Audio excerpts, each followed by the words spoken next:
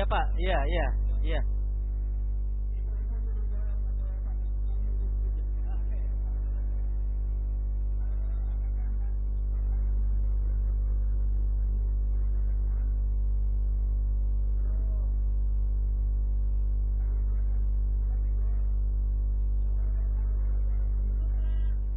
Ayo silakan jawab, jawab. Perlu Pak, perlu.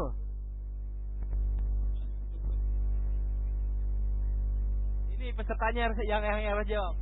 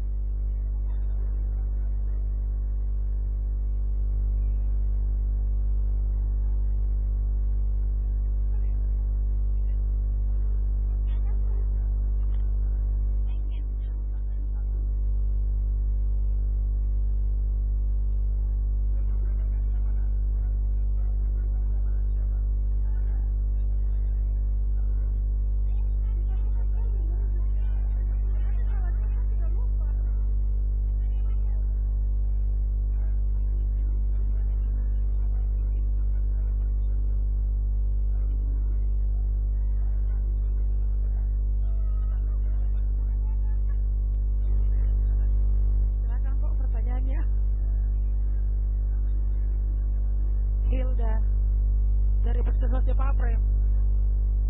Ya, halo Pak.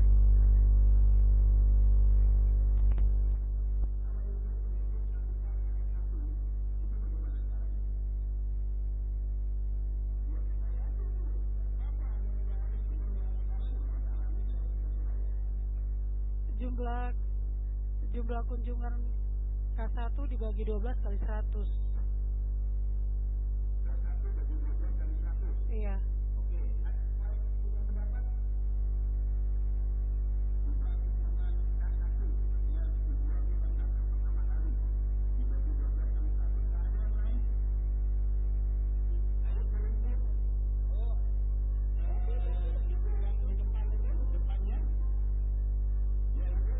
Ya, Ibu. Silakan Ibu. Kepala Puskesmas Dosai, Pak. Ayo, Ibu, silakan.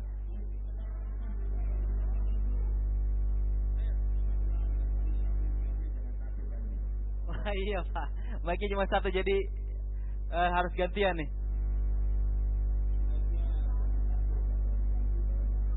Baik, baik. Perbaiki Pak. Untuk kunjungan KN, biasanya jumlah kunjungan KN 1 dibagi sasaran dikali 100%.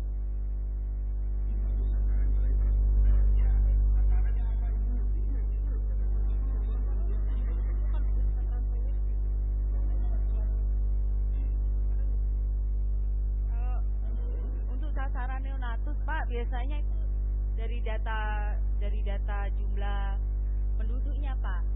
Gitu.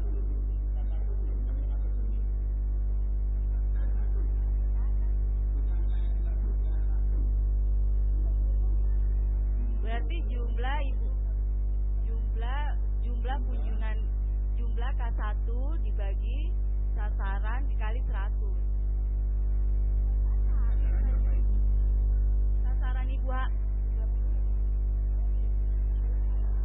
Sasaran itu sudah ditetapkan oleh dinas Pak. Biasanya kita pakai data proyeksi. Iya, sasaran ibu hamil. Yang ditanya ibu hamil, sasaran ibu hamilnya Pak. Iya Pak. Sudah 1 tahun ditetapkan oleh dinas.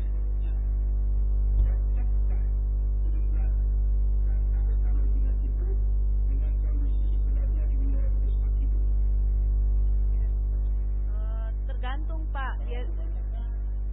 Iya Pak. Biasanya nanti waktu kita lihat cocok enggaknya itu waktu penyajian data itu Pak. Jadi masing-masing setiap puskesmas pasti beda Pak. Itu tergantung ya.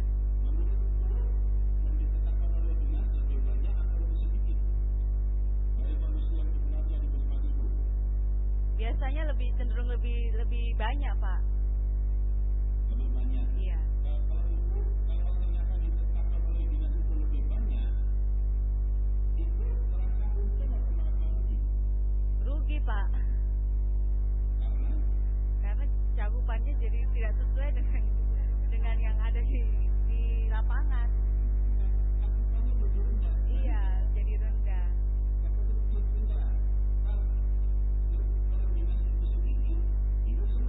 Karena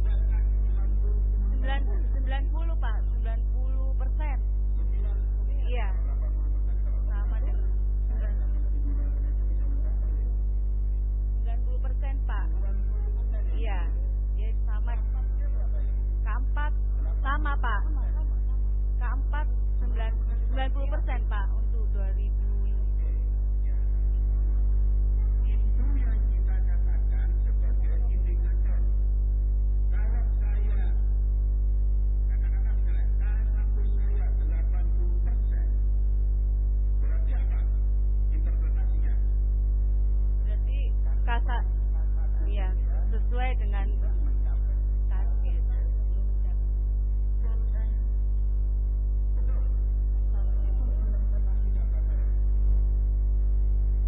Informasi yang berikutnya adalah perubahan interpretasi itu menjadi informasi epidemiologi. Berarti informasi berikutnya jadi gini. Ibu-ibu di wilayah kerja puskesmas saya, tadi ibu dari puskesmas, selesai? Selesai, Pak. Ibu-ibu di wilayah puskesmas, di wilayah kerja puskesmas saya, hanya 80% yang berkunjung ke pelayanan kesehatan untuk memeriksakan kehamilannya yang pertama. Itu informasi epidemiologinya. Ya. Oke. Jadi perjalanan data itu jauh, masih jauh. Tidak hanya sekedar dikumpulkan dan hanya untuk dilaporkan ke dinas kesehatan. Kalau cuma dilaporkan di dinas kesehatan, iya. Kalau di dinas kesehatan ditolak. Kalau tidak, ibu tidak tahu apa-apa, tidak tahu informasinya apa, sehingga tidak berbuat apa-apa, gitu ya. Kalau ibu bisa melakukan mengolah, menganalisis, membuat data dan merubah menjadi informasi epidemiologi, ibu bisa menyusun rencana tindak lanjut. Ya. Oke. Sekarang sampai di sini apa yang saya sampaikan cukup jelas nggak? Halo? Ibu dan bapak sekalian, bapak-bapak? Halo? Iya, jelas. Ya. Jadi ini tadi contoh berarti di tiap-tiap puskesmas itu sebenarnya ada sampai unit pelaksana teknis sosial epidemiologi karena dia nanti dilatih untuk sampai ke situ. Kira-kira ibu kepala puskesmas itu sudah apa yang saya sampaikan? Ibu kalau ibu kepala puskesmas bisa. Halo ibu. Ibu. Iya, Pak.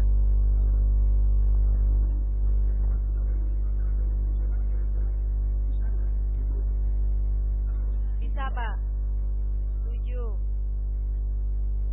Sekarang pertanyaan selanjutnya ibu, ini boleh dikatakan buat film-filman. Kalau ibu setuju, kira-kira ada orang enggak di puskesmas itu yang ini bukan tenaga pelatihan tenaga bisa dari Kristen tadi salah satu puskesmas bukan, tapi ini fungsional epidemiologi ya. Yang nanti dia akan diharapkan mampu mengumpulkan data dengan komputer dan sebagainya. Halo? Kalau Ada nggak orangnya kira-kira ibu? Saya mau tanya ibu dari kepala puskesmas desa ya. Ibu, halo? Ya, saya ibu. Ibu belum percaya.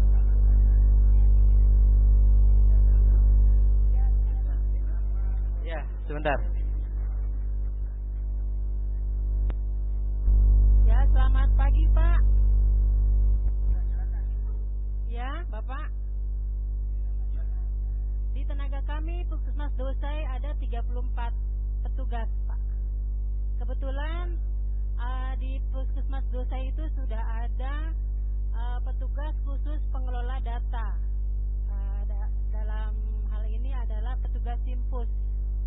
Jadi menurut kami petugas pelaksana teknis itu sangat amat kami perlukan karena memudahkan kami untuk mendapatkan akses informasi dari laporan kegiatan yang sudah kami lakukan. Oke, ibu. Bagaimana? Gambarnya saya belum lihat ibu karena masih sibuk.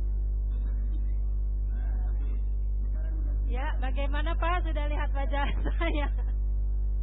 Oke, sudah kelihatan ibu. Ibu sudah terlihat dari Jogja ini ibu. Oh iya Pak, Inge. Sudah terlihat ini ya. Iya Pak. Ini Iya, Pak. Ya. Sekarang saya mau tanya, berapa orang di puskesmas itu yang punya kemampuan mengoperasionalkan komputer? Dari 34 orang sekitar ada 15%, Pak. Luar biasa. Berarti kalau 15% sudah 5 orang. Iya, Pak. Ya.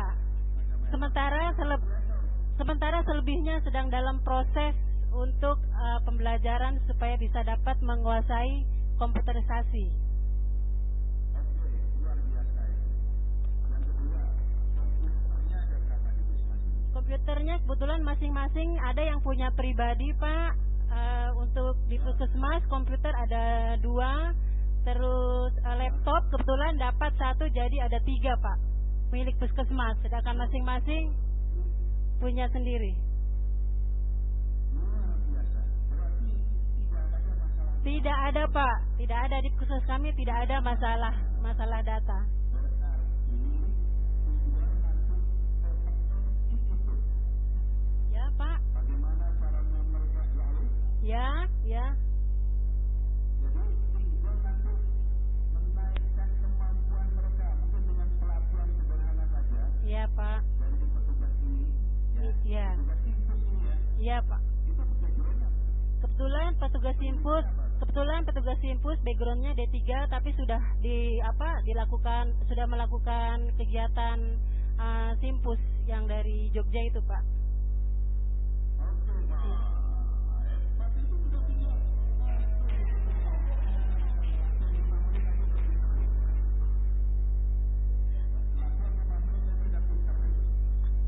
Berarti apa?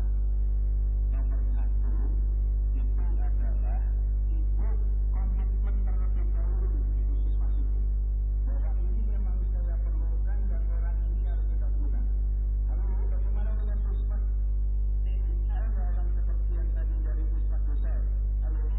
Iya, ini Puskesmas Sentani. Puskesmas Sentani. Halo,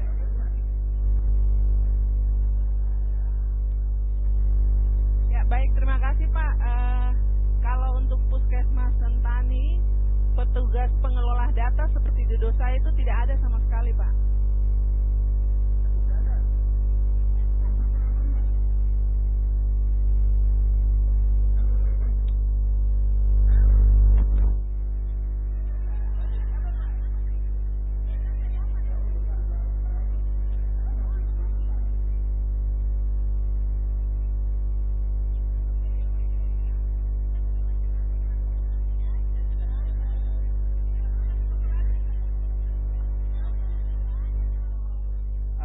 Terima kasih. Kalau Simpus belum ada.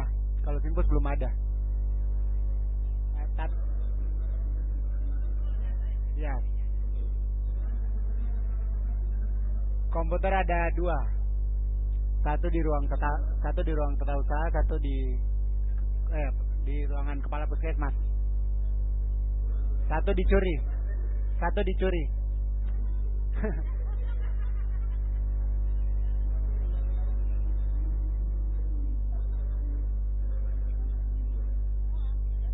Hampir semua punya laptop sih di set.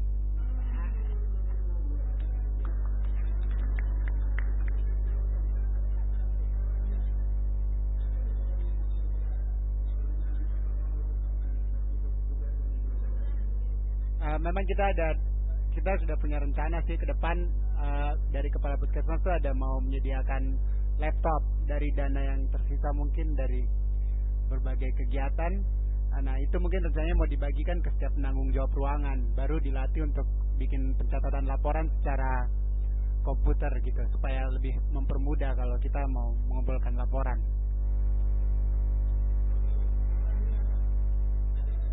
Orangnya sih ada, maksudnya orangnya ada, maksudnya yang bisa untuk menggunakan komputer ada.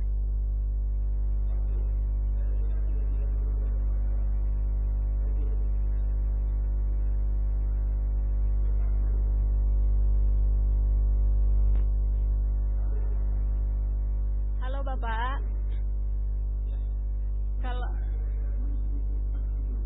Kalau di kita belum merangkap semuanya. Kebetulan komputer di kita di puskesmas ada 1 dan itu pun pinjaman, bukan milik puskesmas. Cuman punya 1 laptop, itu pun baru dikasih kemarin dari kinerja.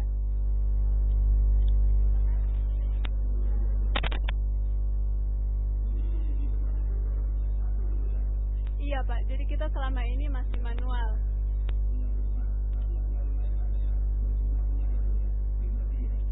Kalau kita yang pribadi nggak terlalu banyak Pak, karena kebetulan juga daerahnya kita kan tidak ada sinyal. Jadi kemungkinan untuk punya laptop juga untuk apa seperti itu Pak ya.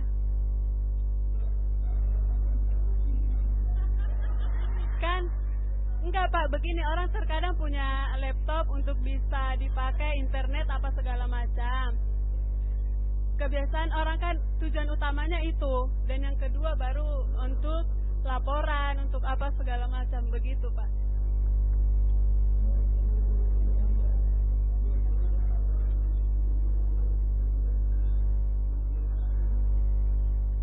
Belum ada Bapak.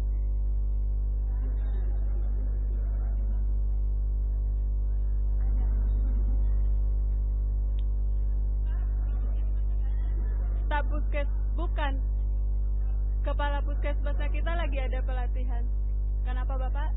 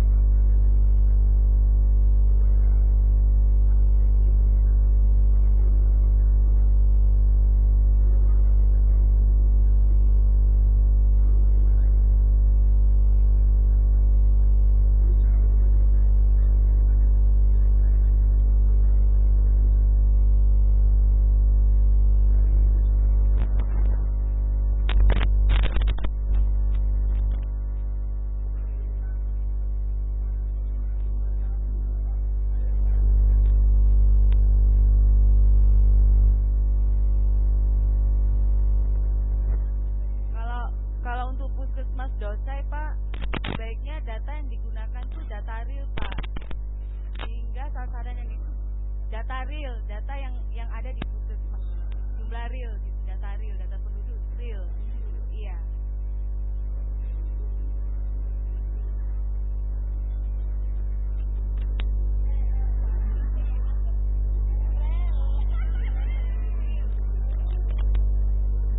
Bukan rel tapi real. Iya Pak.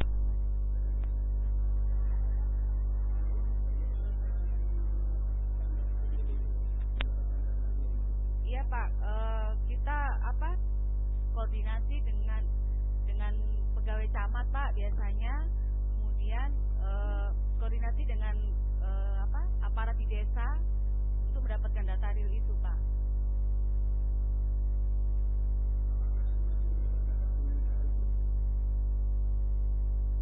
Ya, sebenarnya sih Pak, lebih bagus lagi kalau kita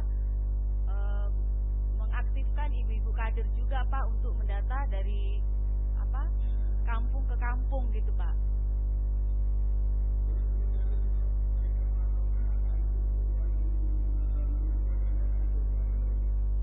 Nanti mereka yang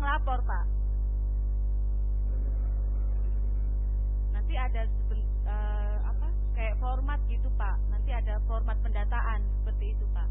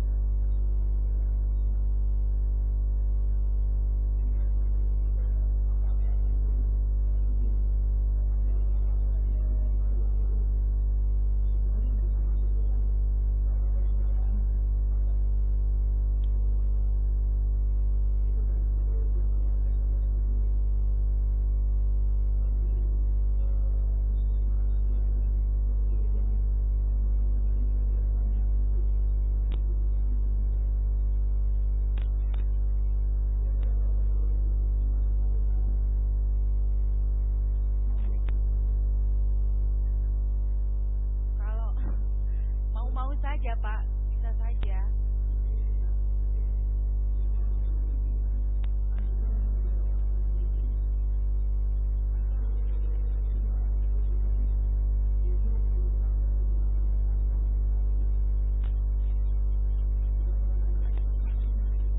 Ada Pak.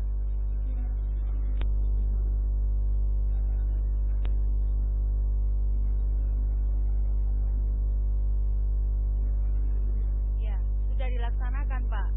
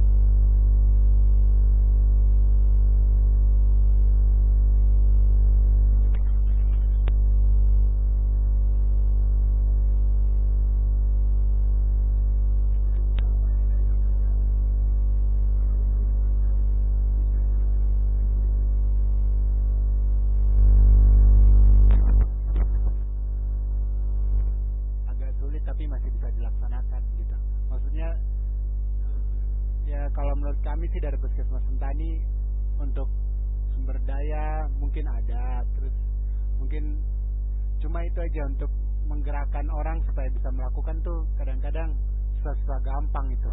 Jadi biasanya komitmen itu yang susah kalau menurut saya.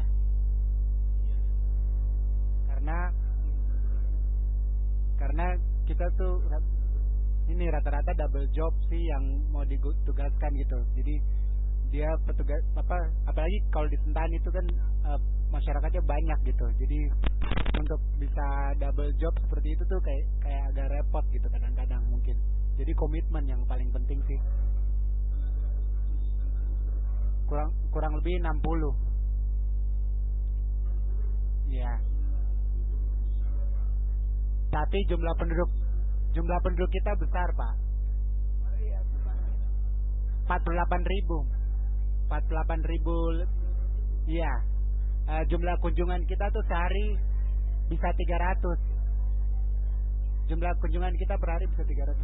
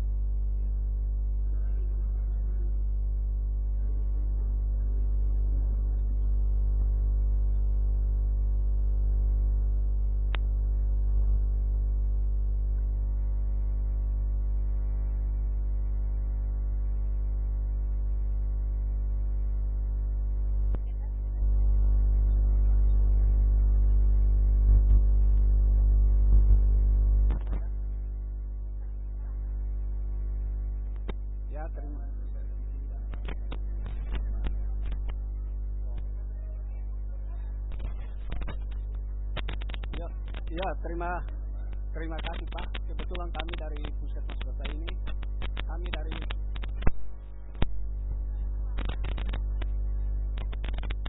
dari rata-rata dari Puskesmas ini Pak, dari 3 Puskesmas kebanyakan tembakannya tenaga fungsional.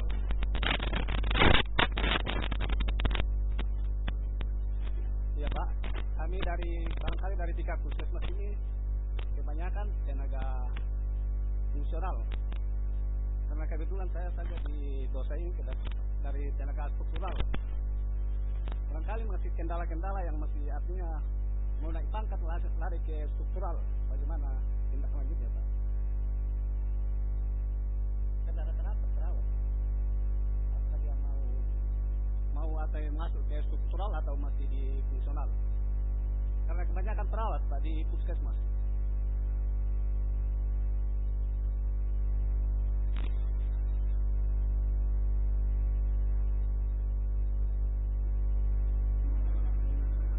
Oh iya, saya tanyakan ini kebanyakan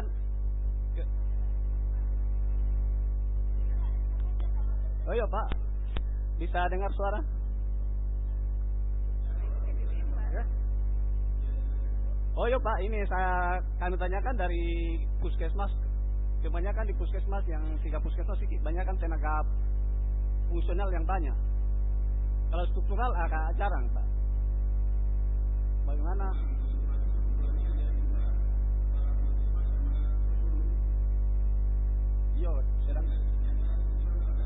Iya.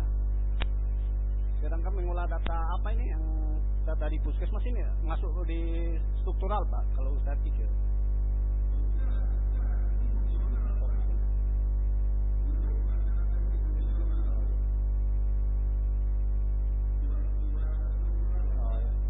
Berarti tidak ada kendala bangkali kalau sudah artinya dari perawat masuk di situ untuk mengolah data Pak.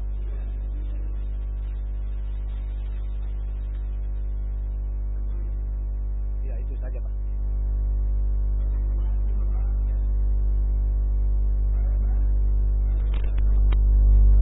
Iya Pak.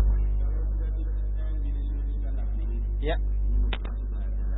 Baik. Saya ucapkan terima kasih kepada Bapak Ibu sekalian atas perhatiannya yang luar biasa tadi. Mari kita berikan aplaus. Ya baik, terima kasih Pak Cipto atas pemaparannya. Terima kasih. Sampai bertemu lagi. Ya, silakan. Saya ucapkan terima kasih sekali lagi. Kalau ada hal-hal yang tadi saya kurang berkenan, bagaimana mohon maaf. Mudah-mudahan kita bisa ketemu di darat ya. Kalau kita ketemu langsung dengan ibu-ibu di darat di Puskesmas Petani, ibu-ibu bersedia ketemu saya.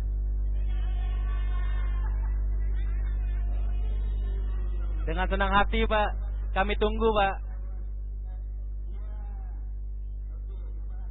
Terima kasih Pak. Selamat siang Ibu Bella. Selamat siang. Ya Ibu Bella, teman-teman baru ngelihat Ibu Bella dan Pak Cipto. Ya, selamat siang Ibu-ibu, Bapak-bapak semua.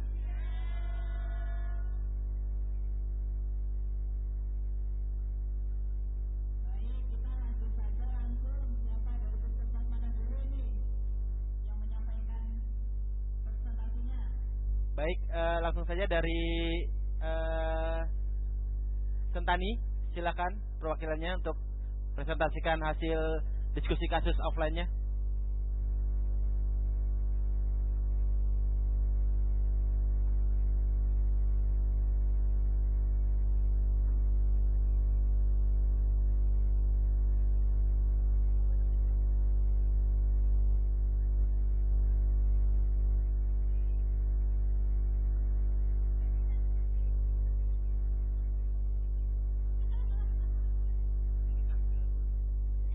Ya, baik, terima kasih. Selamat siang Ibu Bella.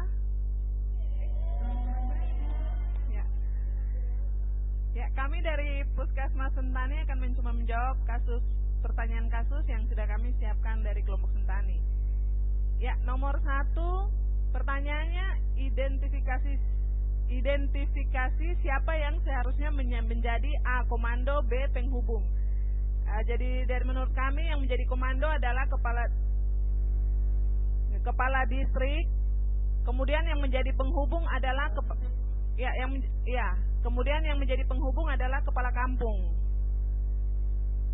Kemudian yang pertanyaan kedua, bagaimana sistem perencanaan logistik bencana di puskesmas tersebut? Jawaban kami yang pertama, staf puskesmas meninjau tempat kejadian tanah longsor. Yang kedua, membuat tim atau bentuk tim sesuai dengan kegiatan tersebut, bencana tersebut maksudnya.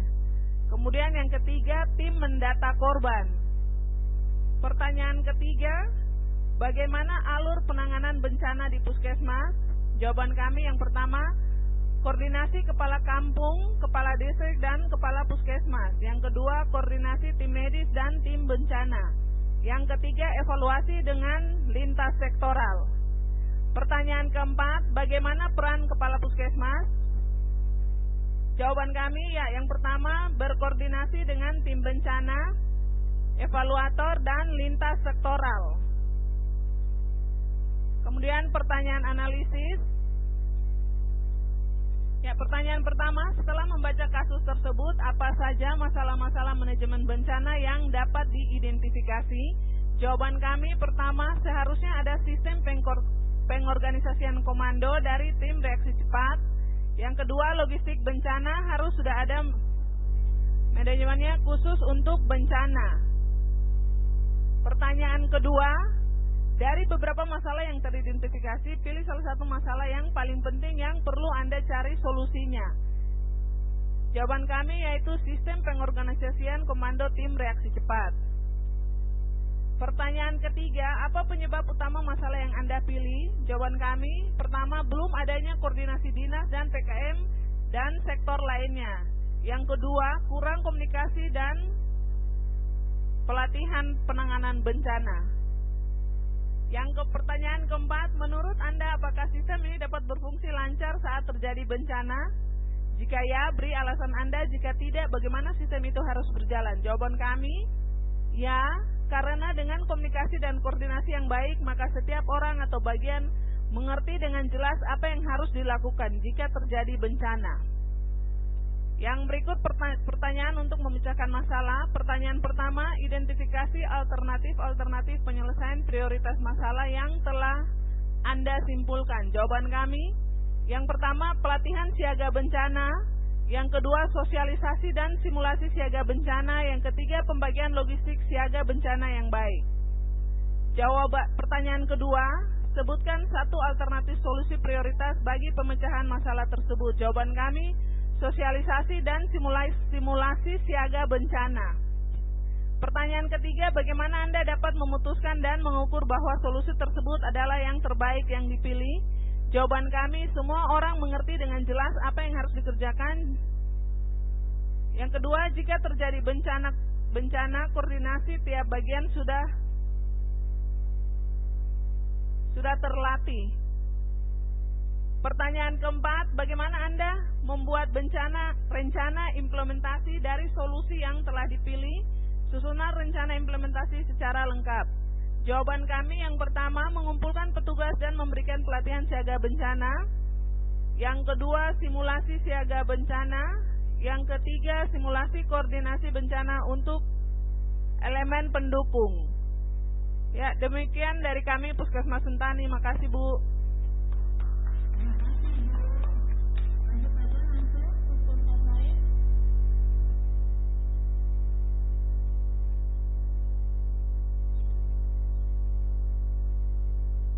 Ya baik, terima kasih.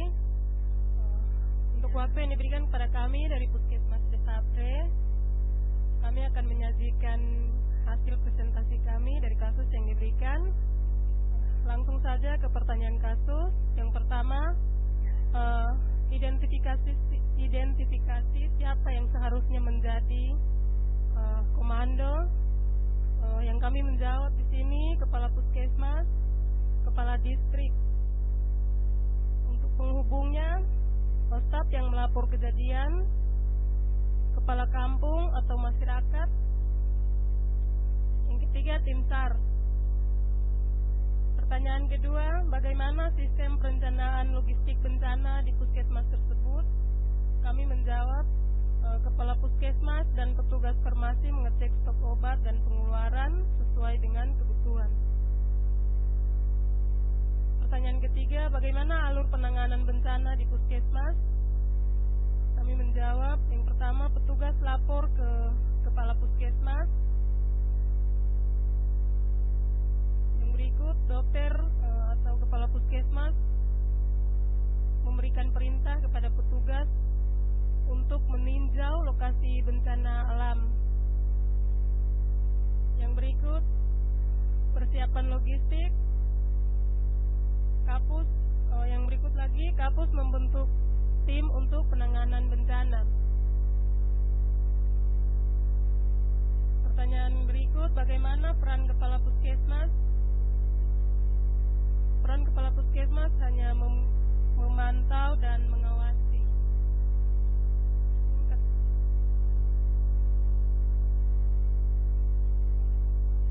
Pertanyaan analisis. Yang pertama, setelah membaca kasus tersebut, apa saja masalah-masalah manajemen bencana yang dapat Anda identifikasi? Yang pertama, tidak ada petugas khusus untuk menangani bencana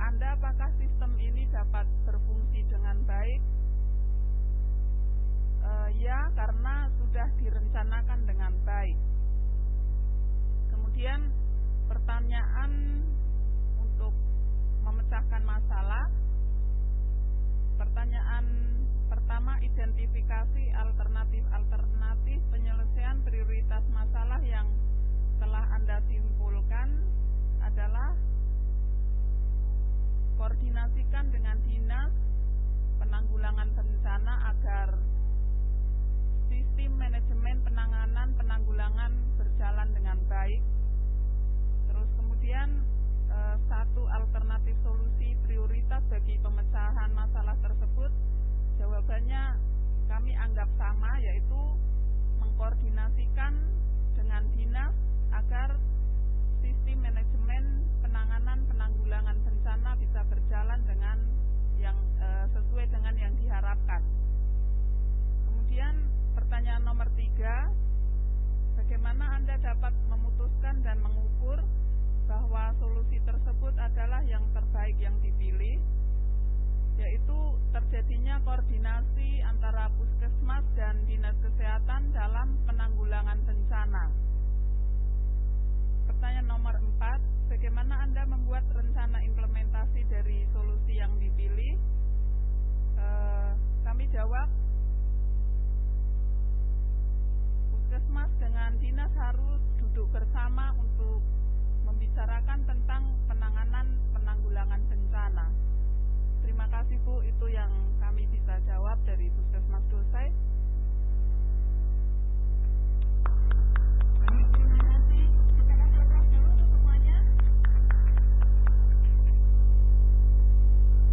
Ya, baik sekali, semua sudah bisa menjawab dengan baik.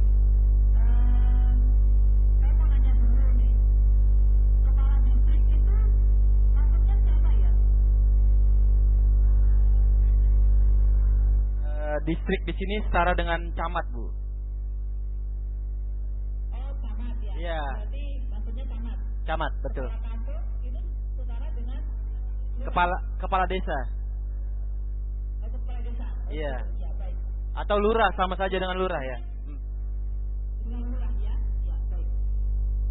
Ya, saya melihat dengan jawaban Bapak Ibu sudah memahami ya, artinya bagaimana sebenarnya manajemen bencana. Tetapi ada satu hal bahwa ini yang kasus yang kita lakukan pada saat ini adalah kasus mengenai longsor, kalau saya tidak salah ya, longsor. Ya. Kita berharap di sini bahwa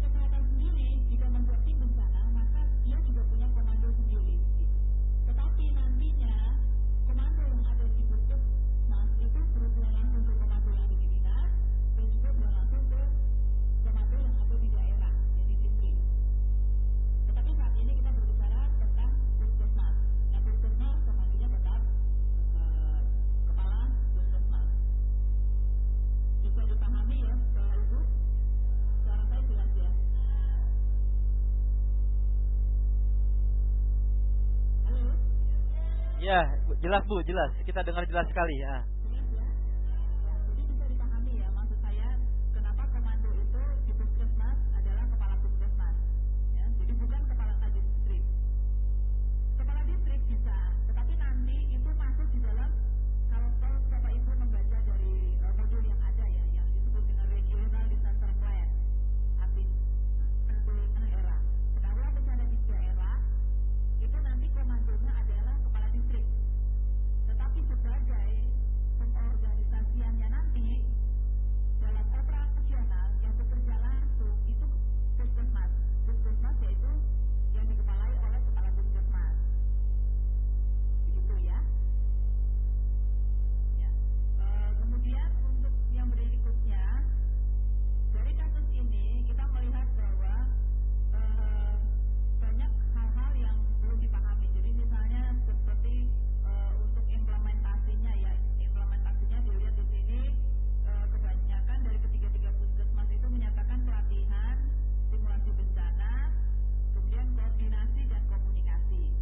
Nah, dalam bencana yang paling sering membuat kekacauan itu adalah karena tidak adanya koordinasi dan komunikasi. Itu yang terjadi. Nah, kita harapkan jika Bapak Ibu di puskesmas mempunyai tim penanggulang bencana sendiri, tim penanggulang bencana di puskesmas, ada ketuanya, kemudian ada penghubungnya, kemudian ada tim dari operasionalnya, ada tim dari logistiknya, ada tim dari perencanaannya. Ini akan memudahkan Bapak Ibu untuk berkoordinasi. Jika sudah terbentuk struktur organisasinya, nanti masing-masing unit kerjanya itu dibuat tugasnya masing-masing. Dia harus melakukan apa. Nah, ini yang disebut dengan penanggulangan bencana di puskesmas. Kalau Bapak Ibu sudah mempunyai struktur organisasi, kemudian punya tugasnya masing-masing, maka pada saat terjadi bencana, kalaupun terjadi kekacauan, itu dapat diperpendek. Artinya Bapak Ibu bisa sadar bahwa tugasnya sebagai apa. Jadi tidak lagi kacau. Dan dari aku bisa direncanakan misalnya puskesmas kekurangan tenaga, bisa meminta dari tenaga lain, mau bantuan dari puskesmas lain, atau mungkin mau bantuan dari sekolah-sekolah, misalnya sekolah kebidanan atau sekolah perawat yang ada di tempat Bapak Ibu misalnya. Nah, kalau ada sekolah-sekolah perawat seperti itu juga kita bisa minta bantu untuk menolong pada saat terjadi bencana, supaya Bapak Ibu tidak bekerja seharian full. Kalau di kasus ini kan kelihatan bahwa bekerja dari mulai pagi sampai seharian full. Nah, itu akan membuat kelelahan. Nah, harus ada shiftnya, harus ada penggantinya. Sehingga kita butuh struktur organisasi, kemudian tupoksi dari masing-masing unit kerja yang ada di struktur organisasi. Bapak Ibu bisa melihat di modul saya ya nanti bahwa ada struktur organisasi seperti apa caranya membentuk untuk membuat satu tim penanggulangan bencana. Dari situ Bapak Ibu akan bisa memahami apa tugasnya masing-masing. Dan jika terjadi bencana apapun, Bapak Ibu sudah tahu apa yang harus dilakukan. Jika sudah ada itu, nanti Bapak Ibu akan bisa memahami bahwa koordinasi dan komunikasi itu bisa berjalan dengan baik. Kemudian simulasi itu memang bisa dilakukan. Dan nantinya dari kepala puskesmas itu akan berkoordinasi dengan dinas kesehatan. Dinas kesehatan bekerja sama. Jadi nantinya saya akan juga menyampaikan ke dinas kesehatan agar dinas kesehatan juga membentuk satu tim penanggulangan bencana yang di bawahnya nanti ada puskesmas, sehingga koordinasi dan komunikasi tetap berjalan. Bisa dipahami Bapak Ibu, atau mungkin ada pertanyaan sampai di sini sebelum saya melanjutkan lagi? Silakan Bapak Ibu.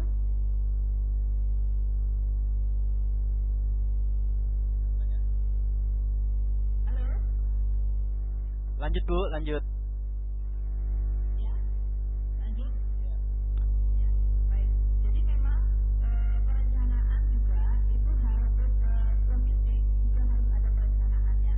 Sama seperti kita sehari-hari dalam puskesmas, setiap puskesmas itu selalu membuat perencanaan, baik perencanaan logistik, obat-obatan untuk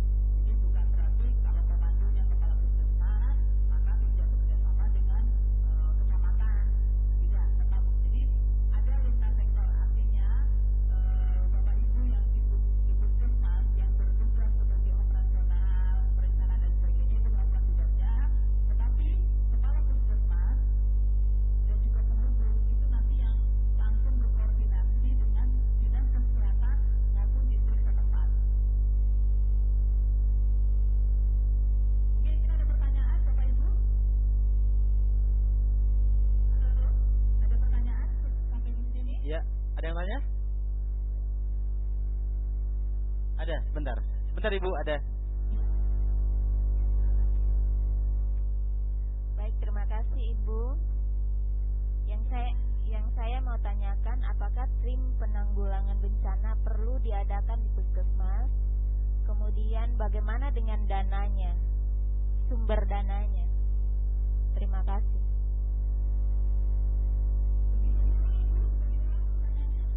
Pertanyaannya, apakah tim penanggulangan bencana perlu diadakan di puskesmas? Kemudian kalau memang ya, bagaimana dengan sumber dananya? Terima kasih.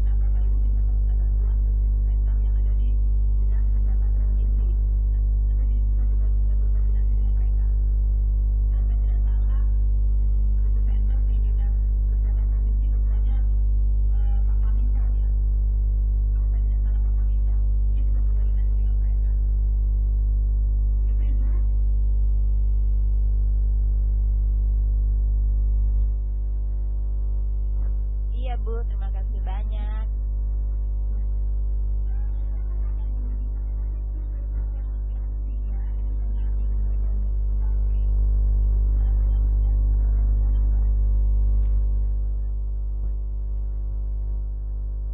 Belum ada Bu, dari ketiga puskesmas yang di sini semua belum ada tim penanggulangan.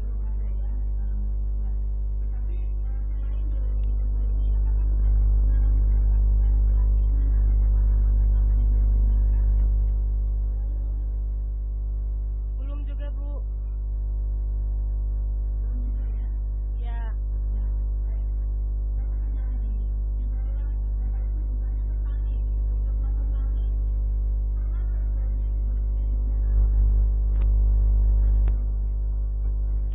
Baru-baru Bu, sekitar bulan Februari Maret itu danau meluap, banjir. Jadi walaupun kepala puskesmas di luar kota, ada masyarakat yang menelepon ke beliau, kemudian kepala puskesmas memerintahkan staf untuk turun ke lapangan. Jadi kita langsung turun didampingi dari dinas, ke staf dari dinas Bu.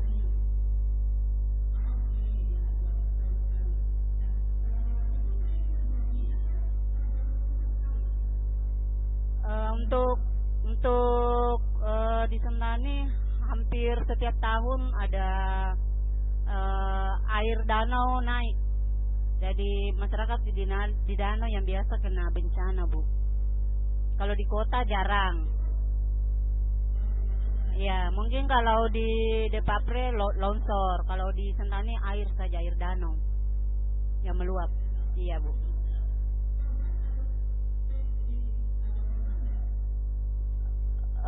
Biasanya ada 1-2 orang yang korban.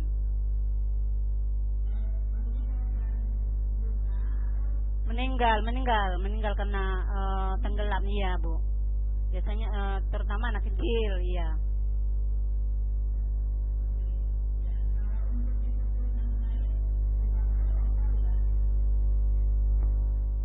Kalau di Depapre seringkali terjadi longsor.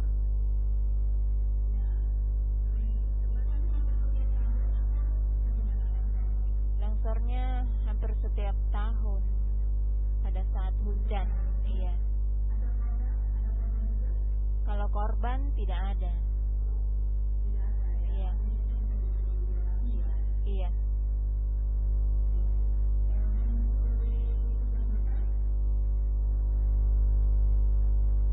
Maaf Bu, mungkin saya tambahkan dari Puskesmas Depapre. Iya, sebelum ke Puskesmas Desai.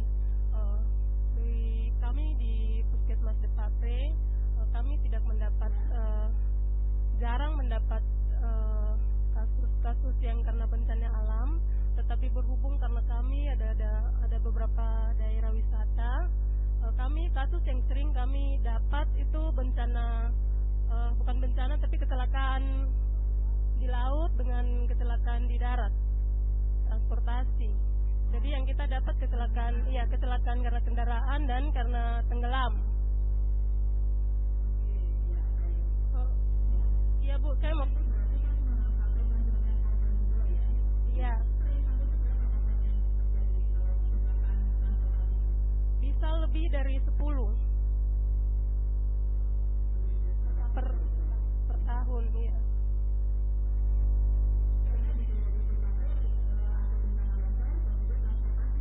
Iya, transportasi terus bencana tenggelam.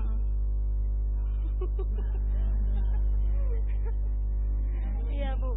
Bu, yang saya mau tanyakan, Ibu ada satu pertanyaan. Seandainya kalau kasus-kasus seperti yang tadi saya utarakan terjadi, ini yang bertanggung jawab ini apakah tim penanganan bencana atau apa? Iya.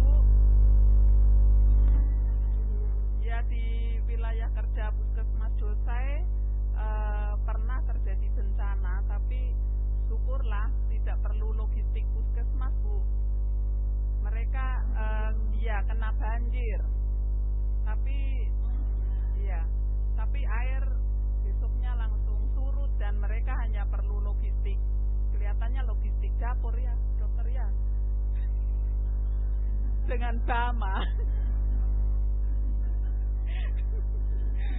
Ya,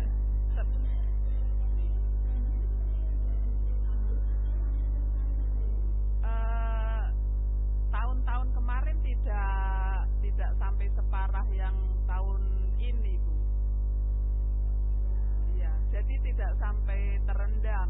Tahun ini memang banjir besar sampai danau juga air naik, dan rumah-rumah di danau tadi seperti yang disampaikan Puskesmas Sentani itu rumah-rumah sampai tergenang. Jadi itu termasuk kiriman air dari kali yang di Dosa itu. Iya. Iya, terima kasih.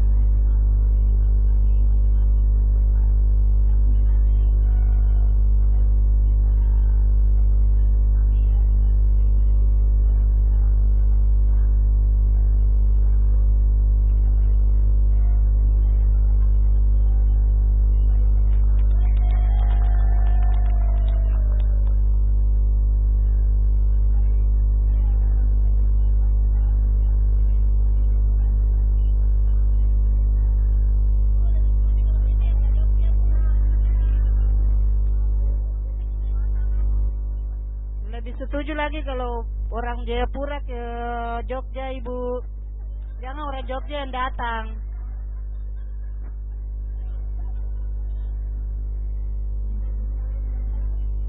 Iya, Bu, kita gantian nih, Bu. Kita yang jalan ke kota besar. Iya, Ibu.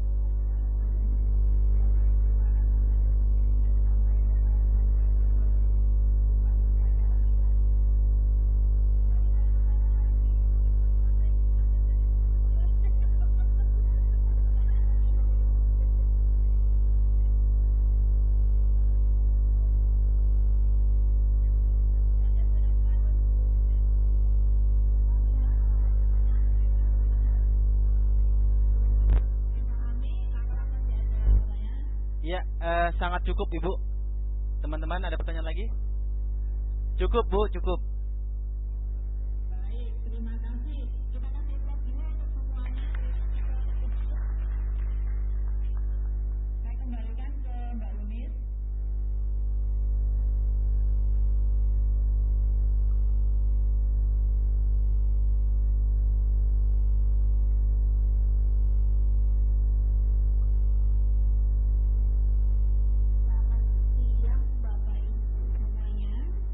Selamat siang. Kita tadi sudah berdiskusi dan membahas dua topik dari kasus model 5 dan cukup seru ya tadi pembahasannya. Para narasumber juga sangat senang dan mengapresiasi semangat Bapak Ibu untuk terus belajar sampai pada akhir online kita. Ini minggu terakhir ya. Jadi kita sudah menyelesaikan semua kasus modul dan sekarang untuk modul 5 kita akan membuat modul 5 ya Mas Irfan ya. Ya betul, modul 5. Ya, kita akan membuat 5 isu yang paling panas katanya Mas Irfan seperti itu. Ini kan modul 5 saja atau semuanya? issue itu dari modul 1 sampai modul 6. Dan setiap puskesmas itu memiliki 5 hot issue masing-masing. Berarti setiap modulnya ya? Iya, modul 1 sampai modul 6 itu setiap puskesmas memberikan 5 hot issue. 5 hot issue. Iya. Boleh lebih sebenarnya kalau ada, kan? Ya, boleh lebih. Tidak menutup kemungkinan boleh lebih. Dan juga RTL dari masing-masing modul. Nanti kita selepas ini kita membuat kelompok diskusi sekitar 1 jam untuk menyelesaikan RTL dan hot issue tersebut. Mbak Unis bisa memberikan kesimpulan dari pertemuan kita hari ini?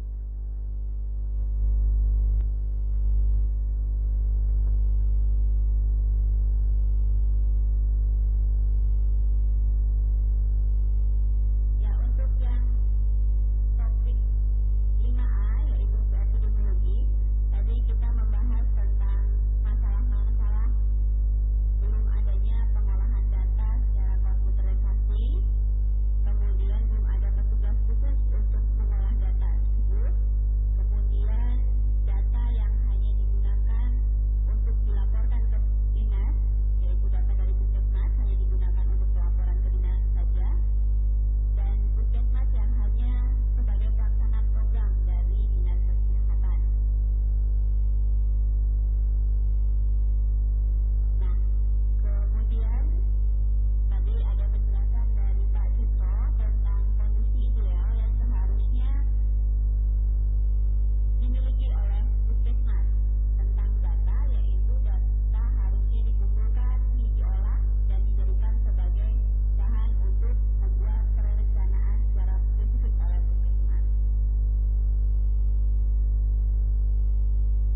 Selanjutnya, kesimpulan tadi, kesimpulannya dan juga termasuk bagian dari komitmen yang mungkin bisa nanti juga dimasukkan dalam hal itu adalah mulai melatih atau mengadakan unit pelaksana teknis atau unit fungsional untuk surveillance dan epidemiologi. Ini terkait dengan pengumpulan, pengolahan, analisis, dan interpretasi data. Kemudian saran dari Pak Cipto ada jaringan SMS gateway dan pelatihan untuk menunjang petugas yang memegang data.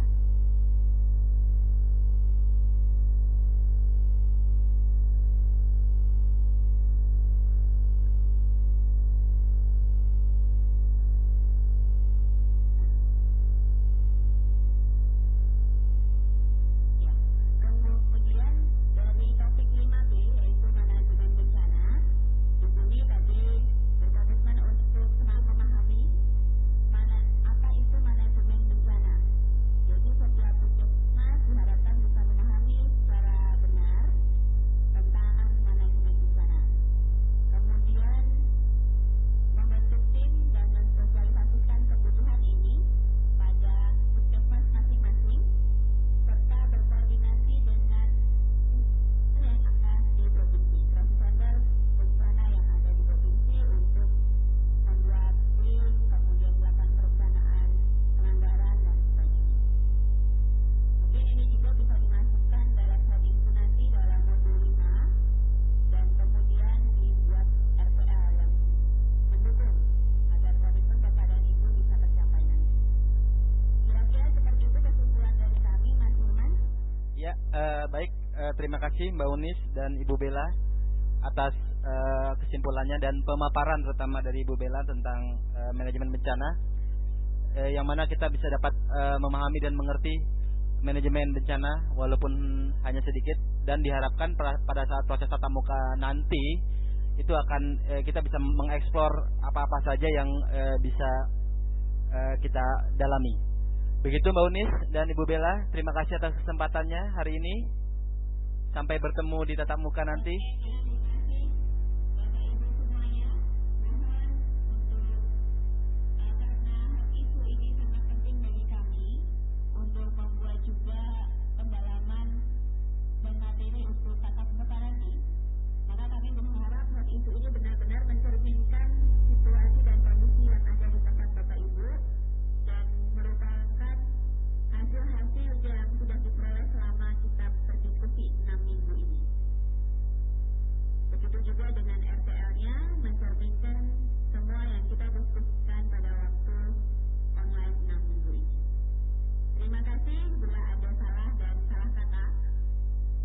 Ya, terima kasih. Mohon maaf dan sampai jumpa di tatap muka ya, paling cepat.